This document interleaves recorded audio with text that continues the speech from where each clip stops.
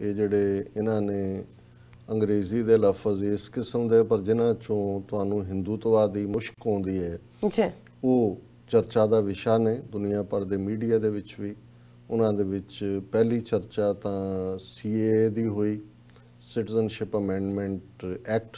ਜੀ ਫਿਰ ਕਿਉਂਕਿ ਅਸਾਮ ਦੇ ਵਿੱਚ 19 ਲੱਖ ਲੋਕ ਸਟੇਟਲੈਸ ਬਣਾ ਦਿੱਤੇ ਗਏ ਸੀ, ਜਦੋਂ ਅਮਿਤ ਸ਼ਾਹ ਨੇ ਇਹ ਸਿਟੀਜ਼ਨਸ਼ਿਪ ਅਮੈਂਡਮੈਂਟ ਬਿੱਲ ਪੇਸ਼ ਕਰਦਿਆਂ ਨਾਲ ਹੀ ਐਲਾਨ ਕੀਤਾ ਕਿ NRC national registration of citizens ਹੋਏਗਾ, ਸਾਰੇ ਦੇਸ਼ 'ਚ ਹੋਏਗਾ। ਤੇ ਫਿਰ ਮੁਸਲਮਾਨਾਂ ਦੇ, ਈਸਾਈਆਂ ਦੇ ਔਰ ਦੂਸਰਿਆਂ ਦੇ ਸਭ ਦੇ ਕੰਨ ਖੜੇ ਹੋ ਗਏ ਕਿ ਵੀ ਇਹ ਤਾਂ ਜੋ ਕੰਮ ਇਹਨਾਂ ਨੇ ਅਸਾਮ 'ਚ ਕੀਤਾ ਹੁਣ ਸਾਰੇ ਦੇਸ਼ 'ਚ ਕਰਨਗੇ, ਡੀਫਰੈਂਚਾਈਜ਼ ਕਰਨਗੇ ਸਾਨੂੰ ਜੀ। ਔਰ ਇਸ ਦੇ ਉੱਤੇ ਜ਼ੋਰਦਾਰ ਪ੍ਰੋਟੈਸਟ ਸ਼ੁਰੂ ਹੋਏ ਔਰ ਇਹਨਾਂ ਨੇ ਜਿਸ ਬਰੂਟੈਲਿਟੀ ਦੇ ਨਾਲ, ਬਰਬਰੀਅਤ ਦੇ ਨਾਲ ਵਾਇਲੈਂਸ ਕੀਤੀ, ਅੱਜ ਵੀ ਯੂਪੀ ਦੇ ਵਿੱਚ ਹਜ਼ਾਰਾਂ ਦੀ ਗਿਣਤੀ 'ਚ FIRs ਲੋਕਾਂ ਦੇ, ਜਿਵੇਂ ਬਨਾਰਸ ਦੇ ਵਿੱਚ ਕੋਈ ਵਾਇਲੈਂਸ ਨਹੀਂ ਹੋਈ ਪਰ 6000 ਤੋਂ ਜ਼ਿਆਦਾ ਬੰਦੇ ਇਸ਼ਤਿਹਾਰੀ ਔਰ ਉਹਨਾਂ ਦੀਆਂ ਤਸਵੀਰਾਂ ਜਿਹੜੇ ਪੀਸਫੁਲ ਪ੍ਰੋਟੈਸਟ ਵੀ ਆਏ ਔਰ ਉਹਨਾਂ 'ਚ ਨਾਮੀ ਗ੍ਰਾਮੀ ਲੋਕ ਨੇ। ਇਹ ਸਾਰਾ ਇੱਕ ਡਰ ਔਰ ਖੌਫ ਪੈਦਾ ਕੀਤਾ। ਔਰ ਮੋਦੀ ਜਦੋਂ ਅੱਜ ਐਡਰੈਸ ਕਰਦੇ ਆ ਕਹਿ ਰਿਹਾ, ਉਹ ਸਿਰਫ ਕਹਿ ਰਿਹਾ ਕਿ ਜੀ ਇਹ ਜਿਹੜੇ ਲੋਕ ਸਟੇਟ ਪ੍ਰੋਪਰਟੀ ਨੂੰ ਡੈਮੇਜ ਕਰ ਰਹੇ ਨੇ, ਉਹ ਇਹ ਦੇਖਣ ਕਿ ਇਹ ਕਿੰਨਾ ਨੁਕਸਾਨ ਮੁਲਕ ਦਾ ਕਰ ਰਹੇ। ਉਹਦੇ 'ਚ ਉਹਨੇ ਕੋਈ 27 ਤੋਂ ਜ਼ਿਆਦਾ ਲੋਕ ਮਾਰੇ ਜਾ ਚੁੱਕੇ ਨੇ ਪੁਲਿਸ ਦੀ ਗੋਲੀ ਨਾਲ। ਉਹ ਸਾਹਮਣੇ ਆਇਆ ਕਿ ਕਿਵੇਂ ਪੁਲਿਸ ਵਾਲੇ ਯੂਨੀਫਾਰਮਡ ਡੰਡੇ ਹੱਥ ਵੀ ਫੜੇ ਹੋਏ ਨੇ, ਉਹਨਾਂ ਨਾਲ ਗੱਡੀਆਂ ਦੇ ਸ਼ੀਸ਼ੇ ਤੋੜ ਰਹੇ ਨੇ, ਘਰਾਂ 'ਚ ਲੁੱਟਮਾਰ ਮਚਾਈ ਹੋਈ ਹੈ। ਈਵਨ ਜਿਹੜੇ ਮੋਨੀਟਰਿੰਗ ਕੈਮਰੇ ਨੇ ਉਹਨਾਂ ਨੂੰ ਤੋੜ ਰਹੇ ਨੇ ਤਾਂ ਕਿ ਕੋਈ ਸਬੂਤ ਨਾ ਹੋਏ, ਔਰ ਅੱਧੀ ਰਾਤ ਨੂੰ ਜਦੋਂ ਕਿ ਸ਼ਹਿਰ ਦੇ ਵਿੱਚ ਬਿਲਕੁਲ ਪੀਸ ਹੈ। ਸੋ ਕੁੱਲ ਮਿਲਾ ਕੇ ਪ੍ਰਾਈਮ ਮਿਨਿਸਟਰ ਵੀ ਉਹਨਾਂ ਦੇ ਜਿਹੜੇ ਯੂਨੀਫਾਰਮਡ ਗੁੰਡੇ ਨੇ ਪੁਲਿਸ ਦੇ, ਉਹਨਾਂ ਨੂੰ ਐਂਡੋਰਸ ਕਰ ਰਹੀ ਹੈ ਔਰ ਸਾਰਾ ਦੇਸ਼ ਇੱਕ ਖੌਫ ਦੇ ਵਿੱਚ ਜਿਹੜਾ ਉਹ ਹੈ। ਔਰ ਇਸ ਦੌਰ ਦੇ ਵਿੱਚ ਹੀ ਜਦੋਂ ਉਹਨੇ ਦਿੱਲੀ ਦੇ ਵਿੱਚ ਮੋਦੀ ਨੇ ਕਿਹਾ ਗਾਂਧੀ ਨਗਰ 'ਚ ਉੱਥੇ ਰਾਮਲੀਲਾ ਗਰਾਊਂਡ 'ਚ ਐਡਰੈਸ ਕਰਦੇ ਆ ਕਿ ਜੀ ਕੌਣ ਕਹਿੰਦਾ ਅਸੀਂ, ਕਿਉਂਕਿ ਜਿਹੜਾ ਤੀਸਰਾ ਵਰਡ ਜਿਹੜਾ ਡਰੈਡਡ ਸੀ ਉਹ ਸੀ ਕਿ ਭਾਈ ਇਹ ਹੁਣ NRC ਜਿਹੜਾ ਦੇਸ਼ ਭਰ ਦੇ ਵਿੱਚ ਲਾਗੂ ਕੀਤਾ ਜਾਏਗਾ। ਔਰ ਉਹਨੂੰ ਉਹਨਾਂ ਨੇ ਇੱਕਦਮ ਬਾਅਦ ਜਿਹੜੀ ਗੱਲ ਕੱਲ ਜਦੋਂ ਅਸੀਂ ਡਿਸਕਸ ਵੀ ਕੀਤਾ, ਉਹਨਾਂ ਨੇ ਕਿਹਾ ਕਿ ਜੀ ਇਹ ਜਿਹੜਾ ਨੈਸ਼ਨਲ ਪੋਪੂਲੇਸ਼ਨ ਰਜਿਸਟਰ NPR ਜੀ ਇਹ ਅਸੀਂ ਲਿਆ ਰਹੇ ਔਰ 1400 ਕਰੋੜ ਰੁਪਈਆ ਉਹਦੇ ਲਈ ਰੱਖ ਦਿੱਤਾ ਹੈ। ਨਾਲ ਦੀ ਨਾਲ ਅਮਿਤ ਸ਼ਾਹ ਨੇ ਕਿਹਾ ਕਿ ਜੀ ਇਹ ਤਾਂ ਇਹਦਾ ਕੋਈ ਲਾਗਾ ਦੇਗਾ ਨਹੀਂ ਹੈ ਦੂਸਰੇ ਨੈਸ਼ਨਲ ਰਜਿਸਟ੍ਰੇਸ਼ਨ ਆਫ ਸਿਟੀਜ਼ਨਸ ਦੇ ਨਾਲ, ਇਹ ਤਾਂ ਸੈਂਸਸ ਦਾ ਡਾਟਾ ਹੈ, ਉਹਦੇ ਨਾਲ 6 ਮਹੀਨੇ ਦੇ ਵਿੱਚ ਅਸੀਂ ਹੁਣੇ ਸਾਹਮਣੇ ਆ ਰਿਹਾ ਵੀ ਉਹਦੇ 'ਚ ਵੀ ਉਹਨਾਂ ਨੇ ਜਿੱਥੇ ਪਹਿਲੀ ਤਾਂ ਗੱਲ ਇਹ ਹੈ ਔਰ ਇਹ ਗੱਲ ਅੱਜ ਜਿਹੜੇ ਵੱਡੇ ਲਾਅ ਐਕਸਪਰਟ ਕਹਿ ਰਹੇ ਸੀ ਕਿ ਜਦੋਂ ਆਧਾਰ ਕਾਰਡ ਬਣਾਏ ਗਏ, ਆਧਾਰ ਕਾਰਡਾਂ ਦੇ ਵਿੱਚ ਤੁਹਾਡੀ ਸਾਰੀ ਡਿਟੇਲ ਹੈ, ਪੂਰਾ ਹਰ ਚੀਜ਼, ਬਿਲਕੁਲ, ਕਿ ਵੀ ਉਦੋਂ ਇਹ ਕਿਹਾ ਗਿਆ ਸੀ ਕਿ ਇਹ ਹੁਣ ਨੈਸ਼ਨਲ ਰਜਿਸਟ੍ਰੇਸ਼ਨ ਜਿਹੜੀ ਹੈ ਪੋਪੂਲੇਸ਼ਨ ਰਜਿਸਟਰ NPR ਇਹਦੀ ਕੋਈ ਲੋੜ ਨਹੀਂ ਕਿਉਂਕਿ ਆਧਾਰ ਕਾਰਡ ਦੇ ਥੱਲੇ ਸਾਰੀ ਜਾਣਕਾਰੀ ਤੁਹਾਡੇ ਕੋਲ ਹੈ। ਪਰ ਹੁਣ ਜਿਹੜਾ ਇਹ ਨੈਸ਼ਨਲ ਰਜਿਸਟ੍ਰੇਸ਼ਨ ਆਫ ਪੋਪੂਲੇਸ਼ਨ ਹੈ ਉਹਦੇ ਥੱਲੇ ਕਾਲਮ ਨੇ ਤੁਹਾਡਾ ਪਿਓ ਤੇ ਮਾਂ ਕਿੱਥੇ ਜੰਮੇ ਸੀ ਜੀ, ਤੁਹਾਡਾ ਬਾਕੀ ਵੇਰਵਾ ਕੀ ਹੈ, ਤੁਹਾਡੀ ਪਹਿਲਾਂ ਤੁਸੀਂ ਕਿਹੜੇ ਘਰ 'ਚ। ਸੋ ਜਿਹੜੀ ਗੱਲ ਇਹਨਾਂ ਨੂੰ ਇਹ ਲੱਗਾ ਕਿ ਵੀ ਇਹ ਜਿਹੜਾ ਅਦਰ ਵੇ ਹੈ ਜਿਸ ਦੇ ਥੱਲੇ ਨੈਸ਼ਨਲ ਰਜਿਸਟ੍ਰੇਸ਼ਨ ਆਫ ਜਿਹੜਾ ਸਿਟੀਜ਼ਨਸ ਦਾ ਰੌਲਾ ਜ਼ਿਆਦਾ ਪੈ ਗਿਆ, ਤੇ ਵਿਦਿਨ 2 ਡੇਜ਼ ਉਹਨਾਂ ਨੇ ਕਿਹਾ ਜੀ ਇਹਨੂੰ ਐਕਟਿਵ ਕਰ ਦਿਓ। ਔਰ ਉਹਨਾਂ ਦੇ ਅਮਿਤ ਸ਼ਾਹ ਕੁਝ ਹੋਰ ਬਕਵਾਸ ਕਰ ਰਹੇ ਕਿ ਜੀ ਬਿਲਕੁਲ ਇਹ ਗਲਤ ਫਹਿਮੀ ਹੈ, ਕੋਈ ਕਿਸੇ ਨੂੰ ਛੇੜਿਆ ਨਹੀਂ, ਮੁਸਲਿਮ ਭਾਈयों के ਖਿਲਾਫ ਨਹੀਂ ਹੈ। ਲੇਕਿਨ ਉਹਨਾਂ ਦੀ ਆਪਣੀ ਮਿਨਿਸਟਰੀ ਜਾਂ ਜਦੋਂ ਤੁਸੀਂ ਉਹਨਾਂ ਦੇ ਵੈਬਸਾਈਟ ਤੇ ਜਾਂਦੇ ਹੋ ਸੈਂਸਸ ਡਾਟਾ ਦੇ, ਔਰ ਇਹ ਸਾਹਮਣੇ ਖੁਦ ਉਹਨਾਂ ਦੀ ਹੋਮ ਮਿਨਿਸਟਰੀ ਦਾ ਜਿਹੜਾ ਸਟੇਟ ਮਿਨਿਸਟਰ ਹੈ ਉਹ ਇਹ ਕਹਿ ਰਿਹਾ ਹੈ ਕਿ ਇਹ ਜਿਹੜਾ NPR ਹੈ ਨੈਸ਼ਨਲ ਪੋਪੂਲੇਸ਼ਨ ਰਜਿਸਟਰ ਹੈ ਪਹਿਲਾ ਸਟੈਪ ਹੈ ਟੂਵਰਡਸ ਨੈਸ਼ਨਲ ਸਿਟੀਜ਼ਨ ਰਜਿਸਟਰ ਦੇ। ਔਰ ਜ਼ਾਹਰ ਹੈ ਕਿ ਵੀ ਇਹ ਉਹਨਾਂ ਨੇ 6 ਮਹੀਨੇ 'ਚ ਕੰਪਲੀਟ ਕਰਕੇ, ਕਿਉਂਕਿ ਇਹ ਇਹਨਾਂ ਦਾ BJP ਦਾ ਇਲੈਕਸ਼ਨ ਮੈਨੀਫੈਸਟੋ ਸੀ। ਔਰ ਗੱਲ ਇੱਥੇ ਨਹੀਂ ਹੈ, ਜਿਹੜਾ ਅਸੀਂ ਇਸ ਟੌਪਿਕ ਦਾ ਟਾਈਟਲ ਵੀ ਦਿੱਤਾ ਹੈ ਮੋਹਨ ਭਾਗਵਤ, ਇਸ ਵੇਲੇ 130 ਜਿਹੜਾ 1,300,000,000 ਲੋਕਾਂ ਦੀ ਕਿਸਮਤ ਦਾ ਫੈਸਲਾ ਇੱਕ ਬੰਦਾ ਉਸ ਨਾਗਪੁਰ ਦੇ ਹੈੱਡਕੁਆਰਟਰ 'ਚ ਬੈਠ ਕੇ, ਜਿਹਦੇ ਕੋਲ ਮਿਲੀਅਨਸ ਦੀ ਟੈਰਰਿਸਟ ਆਰਮੀ ਹੈ, ਦਹਿਸ਼ਤਗਰਦ ਆਰਮੀ ਹੈ, ਆਰਮੀ RSS ਦੇ ਨਾਂ ਥੱਲੇ, ਔਰ ਉਹ ਕੀ ਕਹਿ ਰਿਹਾ, ਕੀ ਪ੍ਰਭਾਵ ਦੇ ਰਿਹਾ, ਕਿਉਂਕਿ ਉਹਨੂੰ ਲੱਗਦਾ ਹੈ ਕਿ ਵੀ ਇਹ ਤਾਂ ਪਹਿਲੇ 6 ਮਹੀਨੇ ਦੇ ਵਿੱਚ ਹੀ ਮੋਦੀ ਔਰ ਅਮਿਤ ਸ਼ਾਹ ਇਹ ਬਿੱਲਾ ਰੰਗਾ ਦੀ ਕਾਤਲ ਜੋੜੀ ਨੇ, ਉਹ ਕੰਮ ਸ਼ੁਰੂ ਕਰ ਦਿੱਤਾ ਹੈ, ਜਿਹੜਾ ਕਿ RSS 95 ਸਾਲ ਤੋਂ ਜਿਹੜਾ ਹੈ ਉਹਨਾਂ ਦਾ ਏਜੰਡਾ ਰਿਹਾ ਹਿੰਦੁਸਤਾਨ ਦਾ। ਔਰ 1947 ਤੋਂ ਬਾਅਦ ਉਹ ਕਹਿੰਦੇ ਰਹੇ ਕਿ ਜੀ ਇਹ ਮੁਸਲਮਾਨਾਂ ਲਈ ਮੁਲਕ ਬਣ ਗਿਆ ਪਾਕਿਸਤਾਨ, ਇਹਨੂੰ ਕੱਢੋ ਸਾਰਿਆਂ ਨੂੰ। ਔਰ ਉਹ ਹੈਦਰਾਬਾਦ ਦੇ ਵਿੱਚ ਖਲੋ ਕੇ ਕਹਿ ਰਿਹਾ, ਟ੍ਰਿਬਿਊਨ ਦੀ ਰਿਪੋਰਟਿੰਗ ਹੈ ਅੱਜ ਦੀ, RSS regards 130 crore population of India as Hindu society। Mohan Bhagwat. ਸੋ ਕੋਈ ਭੁਲੇਖਾ ਨਹੀਂ ਰਹਿਣ ਦਿੱਤਾ ਕਿ ਕਿਤੇ ਮੋਦੀ ਦਾ ਜਾਂ ਕਿਸੇ ਦੇ ਬਿਆਨ ਤੋਂ ਕਿਸੇ ਨੂੰ ਇਹ ਅੰਦਾਜ਼ਾ ਹੋ ਜਾਏ ਕਿ ਜੀ RSS ਨੇ ਆਪਣਾ ਸਟੈਂਡ ਸੌਫਟ ਕਰ ਲਿਆ ਜਾਂ ਕਮਜ਼ੋਰ ਕਰ ਲਿਆ। ਇਹ ਕਹਿ ਰਿਹਾ ਹੈ RSS chief Mohan Bhagwat on Wednesday said Sangh regards 130 crore population of India as Hindu society irrespective of their religion and culture। ਜਿਹੜੀ ਮਰਜ਼ੀ ਕਹੋ ਜੀ ਸਾਡੀ ਤਹਿਜ਼ੀਬ ਹੈ, ਜਿਹੜਾ ਮਰਜ਼ੀ ਕਹੋ ਜੀ ਸਾਡਾ ਮਜ਼ਹਬ ਹੈ, ਪਰ ਇਹ ਸਾਰੇ ਦੇ ਸਾਰੇ ਜਿਹੜੇ ਨੇ ਉਹ ਹਿੰਦੂ ਸੁਸਾਇਟੀ ਨੂੰ ਬਿਲੋਂਗ ਕਰਦੇ ਨੇ। irrespective of religion and culture, people who have the nationalistic spirit and respect the culture of Bharat Mata and its heritage are Hindus, and RSS considers 130 crore people of the country as Hindus। ਕੋਈ if and but ਨਹੀਂ ਹੈ ਕਿ ਭਾਈ ਕਿਹਦਾ ਕੀ ਮਜ਼ਹਬ ਹੈ ਜਾਂ ਕੀ ਤਹਿਜ਼ੀਬ ਹੈ, ਜਿਨ੍ਹਾਂ ਦੇ ਅੰਦਰ ਜਿਹੜੇ ਭਾਰਤ ਮਾਤਾ ਨੂੰ ਦੇ ਵਿੱਚ ਇੱਥੇ ਰਹਿੰਦੇ ਨੇ ਔਰ ਇਸ ਵਿਰਸੇ ਦੇ ਰਾਹੀਂ ਉਹ ਹਿੰਦੂ ਨੇ। ਔਰ ਇਸ ਲਈ RSS 130 ਕਰੋੜ ਲੋਕਾਂ ਨੂੰ ਜਿਹੜਾ ਹਿੰਦੂ ਮੰਨਦਾ ਹੈ। Entire society is ours and Sangh aims to build such a Hindu society। ਇਹ ਸਾਰਾ ਸਮਾਜ ਹੀ ਹਿੰਦੂ ਹੈ ਔਰ ਅਸੀਂ ਉਹਨੂੰ ਇਸੇ ਲਾਈਨ ਦੇ ਉੱਤੇ ਹੀ ਖੜਾ ਕਰਨਾ ਚਾਹੁੰਦੇ ਹਾਂ। The son of Mother India, whether he may speak any language, from any religion, follow any form of worship, or not believing in worship of any, is a Hindu। In this regard, for Sangh, all the 130 crore people of India are Hindu society। ਔਰ ਉਹਨੇ ਕਿਹਾ ਜੀ ਭਾਵੇਂ ਜਿਹੜਾ ਵੀ ਕੋਈ ਇੱਥੇ ਭਾਰਤ ਮਾਂ ਦਾ ਪੁੱਤਰ ਹੈ, ਉਹ ਭਾਵੇਂ ਕੋਈ ਜ਼ਬਾਨ ਕੋਈ ਵੀ ਬੋਲਦਾ ਹੋਏ, ਕੋਈ ਵੀ ਮਜ਼ਹਬ ਹੋਏ, ਉਹ ਕਿਸੇ ਵੀ ਤਰੀਕੇ ਦੇ ਨਾਲ ਇਬਾਦਤ ਪੂਜਾ ਕਰਦਾ ਹੋਏ, ਨਾ ਵੀ ਕਰਦਾ ਹੋਏ, ਉਹ ਹਿੰਦੂ ਹੈ।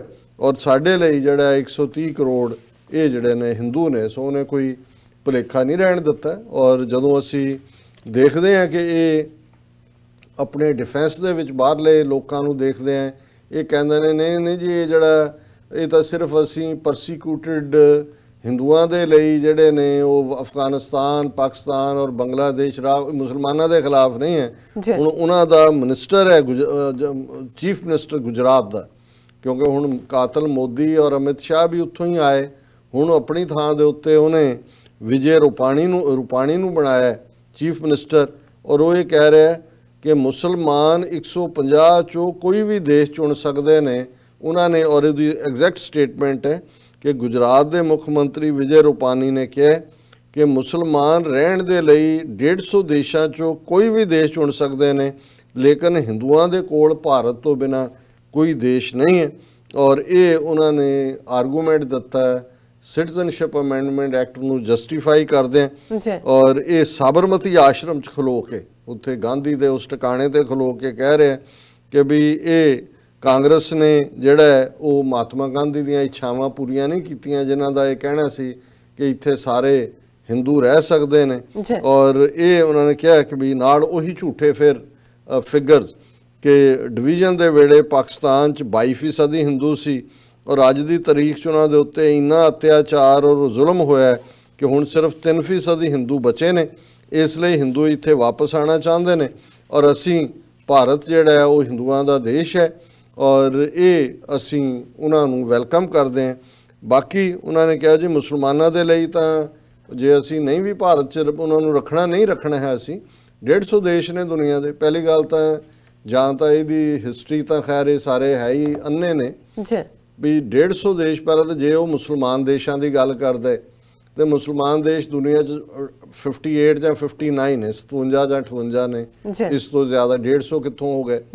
ਤੇ ਜੇ ਉਹ ਇਹ ਕਹਿੰਦਾ ਹੈ ਕਿ ਜੀ ਦੁਨੀਆ 'ਚ ਵੈਸਟ ਦੇ ਵੀ ਮੁਲਕ ਜਾਂ ਦੂਜੇ ਉੱਥੇ ਮੁਸਲਮਾਨ ਰਹਿ ਸਕਦੇ ਨੇ ਤਾਂ ਫਿਰ ਉੱਥੇ ਹਿੰਦੂ ਵੀ ਰਹਿ ਸਕਦੇ ਨੇ। ਤੁਹਾਡੇ ਕਿੰਨੇ ਮਿਲੀਅਨ ਜਿਹੜੇ ਅੱਜ ਤੁਸੀਂ ਗੁਜਰਾਤੀ ਬੜੇ ਇਤਰਾਂਦੇ ਫਿਰਦੇ ਹੋ, ਤੁਸੀਂ ਦੇਖੋ ਵੀ ਤੁਹਾਡਾ ਰੈਵਨਿਊ ਕਿੱਥੋਂ ਆ ਰਿਹਾ। ਤੁਸੀਂ ਆ ਕੇ ਬਾਹਰ ਜੇ ਅਮਰੀਕਾ, ਕੈਨੇਡਾ, ਯੂਰਪ ਦੇ ਵਿੱਚ ਇਹਨਾਂ ਨੇ ਹਿੰਦੂਆਂ ਨੂੰ ਪਾਬੰਦੀ ਲਾਈ ਹੈ ਵੀ ਹਿੰਦੂ ਇੱਥੇ ਨਹੀਂ ਆ ਸਕਦੇ। ਇੱਥੇ ਰਾਦਰ ਮੱਚ ਮੋਰ ਦੁਗਣੀ ਤਗਣੀ ਗਿਣਤੀ ਹੈ ਇਹਨਾਂ ਦੀ ਮੁਸਲਮਾਨਾਂ ਦੇ ਨਾਲੋਂ ਇਹਨਾਂ ਮੁਲਕਾਂ ਦੇ ਵਿੱਚ। ਜੇ ਤੁਸੀਂ ਝੂਠ ਹੀ ਬੋਲਣਾ ਉਹ 22% ਹੀ ਕਹੀ ਜਾਓ, ਦੂਜਾ ਕਰੀ ਜਾਓ ਕਿ ਵੀ ਉਹਨੂੰ ਤੁਹਾਨੂੰ ਕੌਣ ਰੋਕ ਸਕਦਾ।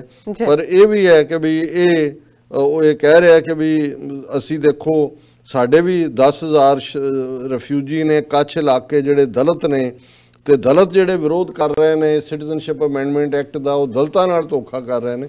ਸੋ ਮੈਂ ਸਮਝਦਾ ਵੀ ਜਦੋਂ ਤੁਸੀਂ ਇਹਨਾਂ ਸਾਰੀਆਂ ਸਟੇਟਮੈਂਟਾਂ ਨੂੰ ਮਿਲਾ ਕੇ ਦੇਖਦੇ ਹੋ, ਮੋਹਨ ਭਾਗਵਤ ਹੈਦਰਾਬਾਦ 'ਚ ਖਲੋ ਕੇ ਕਹਿ ਰਹੇ, ਔਰ ਤੁਸੀਂ ਸਿਟੀਜ਼ ਦੀ ਚੋਣ ਦੇਖੋ, ਕਿਉਂਕਿ ਹੈਦਰਾਬਾਦ ਨਿਜ਼ਾਮ ਹੈਦਰਾਬਾਦ ਦੀ ਉਹ ਰਿਆਸਤ 1 ਲੱਖ ਮੁਰੱਬਾ ਮੀਲ ਤੋਂ ਵੀ ਜ਼ਿਆਦਾ, ਔਰ ਜਿਵੇਂ ਅਸੀਂ ਪਹਿਲੇ ਸੈਗਮੈਂਟ 'ਚ ਕਾਇਦੇ ਆਜ਼ਮ ਨੂੰ ਟ੍ਰਿਬਿਊਟ ਦਿੱਤੀ ਹੈ, ਇਸ ਗੱਲ ਦਾ ਧਿਆਨ ਰਹੇ ਕਿ 11 ਸਤੰਬਰ 1948 ਨੂੰ ਕਾਇਦੇ ਆਜ਼ਮ ਮੁਹੰਮਦ ਅਲੀ ਜਿਨਾ ਜਿਹੜੇ ਨੇ ਉਹ ਇਸ ਦੁਨੀਆ ਤੋਂ ਰੁਖਸਤ ਹੁੰਦੇ ਨੇ, ਤੇ ਅਗਲੇ ਦਿਨ 12 ਸਤੰਬਰ ਨੂੰ ਪਟੇਲ ਦੇ ਹੁਕਮਾਂ ਦੇ ਥੱਲੇ ਭਾਰਤੀ ਫੌਜ ਹੈਦਰਾਬਾਦ ਦੇ ਉੱਤੇ ਹਮਲਾ ਕਰਦੀ ਹੈ।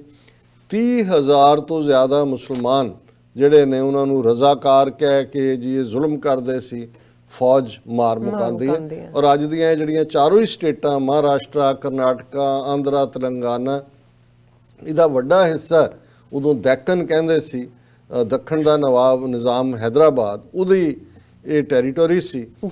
ਔਰ ਅੱਜ ਉਸੇ ਹੀ ਹੈਦਰਾਬਾਦ ਦੇ ਵਿੱਚ ਖਲੋ ਕੇ ਮੋਹਨ ਭਾਗਵਤ ਕਹਿ ਰਿਹਾ ਕਿ ਇਹ 130 ਕਰੋੜ ਸਾਰੇ ਹਿੰਦੂ ਨੇ, ਤੁਹਾਡਾ ਕੋਈ ਮਜ਼ਹਬ, ਤੁਸੀਂ ਕੋਈ ਇਬਾਦਤ, ਕੋਈ ਜ਼ਬਾਨ, ਕੋਈ ਤਹਿਜ਼ੀਬ, ਪਰ ਤੁਸੀਂ ਸਾਰੇ ਹਿੰਦੂ।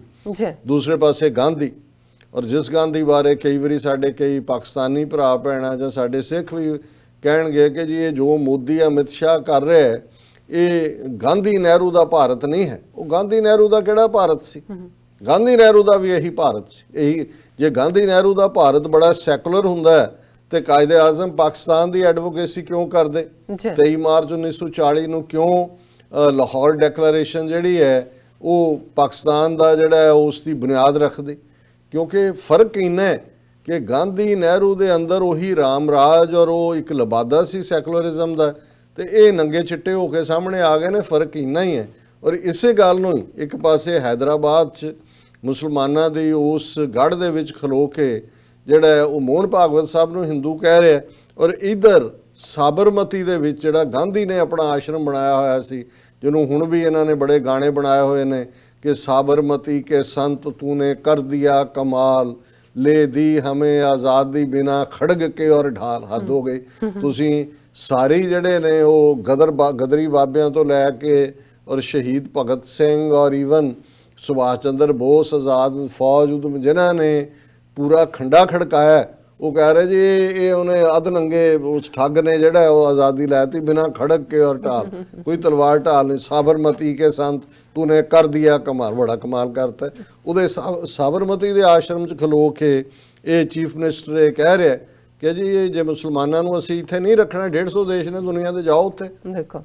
ਸੋ ਇਹ ਦੱਸ ਰਿਹਾ ਕਿ ਵੀ ਉਹਨਾਂ ਨੇ ਔਰ ਪੀਸਫੁਲ ਡੈਮੋਨਸਟ੍ਰੇਸ਼ਨਾਂ ਨੂੰ ਬੰਦ ਕਰਵਾਉਣ ਦੇ ਲਈ ਸਿੱਧਾ ਜ਼ੁਲਮ ਜਿਹੜਾ ਗੁੰਡਾ ਹੈ ਆਦਿੱਤਿਆਨਾਥ ਯੋਗੀ ਬਦਸ਼ਕਲ ਅਗਲੀ ਮੈਨ, ਉਹਨੇ ਬਿਲਕੁਲ ਖੁੱਲੀ ਛੁੱਟੀ ਦਿੱਤੀ ਹੈ ਕਿ ਮਾਰ ਦਿਓ ਜਿੰਨੇ ਕੁ ਮਰਦੇ ਨੇ। ਹੁਣ ਉੱਥੇ ਉਹਨਾਂ ਨੇ ਇਹ ਕਹਿ ਕੇ ਜੀ ਇਹਨਾਂ ਨੇ ਪਬਲਿਕ ਪ੍ਰਾਪਰਟੀ ਨੂੰ ਨੁਕਸਾਨ ਪਹੁੰਚਾਇਆ। ਕਿੰਨੇ ਜਿਹੜੀਆਂ ਮੁਸਲਮਾਨਾਂ ਦੀਆਂ ਦੁਕਾਨਾਂ ਨੇ ਸ਼ਟਰ ਬੰਦ ਕਰਤੇ ਜੀ, ਇਹਨਾਂ ਨੂੰ ਅਸੀਂ ਆਕਸ਼ਨ ਕਰਾਂਗੇ ਔਰ ਇਹ ਜਿਹੜਾ ਉਹਦਾ ਮੁਆਵਜ਼ਾ ਪੂਰਾ ਕਰਾਂਗੇ। ਸੋ ਇਹ ਇਹਨਾਂ ਦਾ ਮਕਸਦ ਹੀ ਹੈ। ਜਿਵੇਂ ਇੱਕ ਸਟੇਜ ਤੇ ਯੂਰਪ ਦੇ ਵਿੱਚ ਇਹ ਜਿਹੜੇ ਟਰਾਈਬ ਉੱਥੋਂ ਜਿਹੜਾ ਜਿਪਸੀ ਟਰਾਈਬ ਹੈ, ਜਿਹਨੂੰ ਰੋਮਾ ਵੀ ਕਹਿੰਦੇ ਨੇ, ਜੇ ਤੁਸੀਂ ਉਹਨੂੰ ਰਿਸਰਚ ਕਰੋ, ਰੋਮਾਨੀਆ ਤੋਂ ਲੈ ਕੇ ਜਰਮਨੀ ਤੱਕ ਕਈ ਥਾਵਾਂ ਦੇ ਉੱਤੇ ਪੋਪੂਲੇਸ਼ਨ ਦਾ 12-12, 14-14% ਸੀ।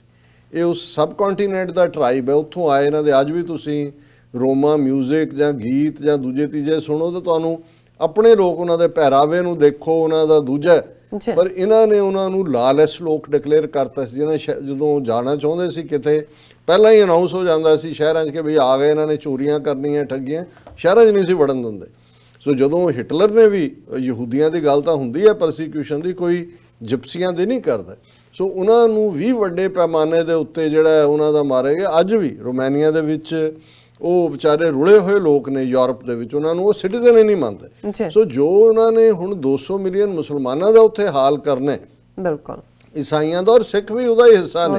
ਇਹ ਠੀਕ ਹੈ, ਕਿਉਂਕਿ ਅੱਜ ਅਸੀਂ ਜਿਸ ਕੰਟੈਕਸਟ 'ਚ ਗੱਲ ਕਰ ਰਹੇ ਹਾਂ, ਕਿਉਂਕਿ ਜ਼ਿਆਦਾ ਉਹਨਾਂ ਨੂੰ ਪ੍ਰਭਾਵਿਤ ਕਰਨ ਤੋਂ ਲੱਗਦਾ ਹੈ ਲੇਕਿਨ ਇਹਨਾਂ ਦਾ ਉਹੀ ਹੈ, ਇਹ ਹੋਰ ਉਹਨਾਂ ਨੇ ਕਿੱਥੇ ਜਾਣਾ, ਲੇਕਿਨ ਉੱਥੇ ਉਹਨਾਂ ਜਿਪਸੀਆਂ ਵਾਂਗ, ਰੋਮਾ ਲੋਕਾਂ ਵਾਂਗ, ਖਾਨਾ ਬਦੋਸ਼ਾਂ ਵਾਂਗ, ਜਾਂ ਜਿਵੇਂ ਭੀਲਾਂ ਦੇ ਕਬੀਲੇ ਜਾਂ ਜਿਵੇਂ ਆਦੀਵਾਸੀ, ਹੁਣ ਉਹਨਾਂ ਦੀ ਆਬਾਦੀ ਕਿਸੇ ਸਟੇਜ ਦੇ ਉੱਤੇ ਉਹਨਾਂ ਦਾ ਮੁਲਕ ਸੀ ਟਰਾਈਬਲਸ ਦਾ, ਜਿਹੜੇ ਉੱਥੋਂ ਦੇ ਰਹਿਣ ਵਾਲੇ ਨੇ, ਉਹ ਭੀਲ ਹੋਣ, ਉਹਨਾਂ ਦੀਆਂ ਦੂਸਰੀਆਂ ਧਾਨਕ ਹੋਣ, ਜਾਂ ਜਿਨ੍ਹਾਂ ਨੂੰ ਅੱਜ ਸਾਂਸੀ ਤੇ ਦੂਸਰਾ ਬਣਾਇਆ, ਇਹ ਓਰੀਜਨਲ ਲੋਕ ਨੇ।